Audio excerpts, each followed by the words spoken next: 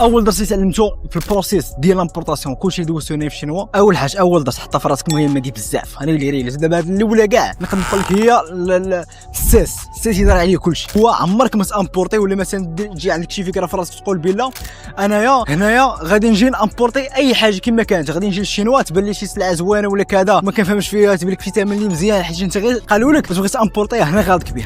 اهم حاجه في لامبورطاسيون كتبان لي انايا الساس ديال كلشي هو تكون تصف شي حاجه، ماشي مثلا تدخل مع راسك بلا انايا المجال ديال الالكترونيك وانا ماشي مثلا الاتات، ماشي الاتات بانت لي تماك شي افير باغي نهبطها ولا باغي ندير شي حاجه بحال هكا. لا ما غاديش الامور كيما هكا. اول غلط هذا اللي كنت طحت فيه المشكل انا راسي، دخلت واحد المجال ما كان فيه والو، غير بان لي الثمن اللي مزيان وكذا وغامرت بالفلوس، صافي مشيت لي الفلوس كامله ماشي غادي ندير. هذا هو اللي كنت تعلمت الدرس. هو عمرك ما تدخل مثلا شي مجال وانت كيبان لك بلا ما عارفش عليه حتى شي حاجه، ما عندك حتى شي انفورماسيون. دابا غادي نشرح لك انا كيفاش. مثلا ملي كتكون انت فاهم شي دومين ولا فاهم شي مجال كيبانوا لك انت ملي كتجي لهنا كيبانوا لك الفرص، كيبان لك مثلا لوبورتونيتي الثمن هكا شحال داير. ديجا كتكون عندك واحد اليد انت مسبقه في المارشي، تما كيف المغرب شحال داير في المارشي مثلا بلوس عندك دي كونتاكت مثلا الجمله اللي وقع لك شي مشكل ولا كذا اوتوماتيكمون غادي تعوضوا، فهمتيني؟ اوتوماتيكمون غادي تبيعوا شي واحد معاك في الحرفه غتقول سلك ليا كذا.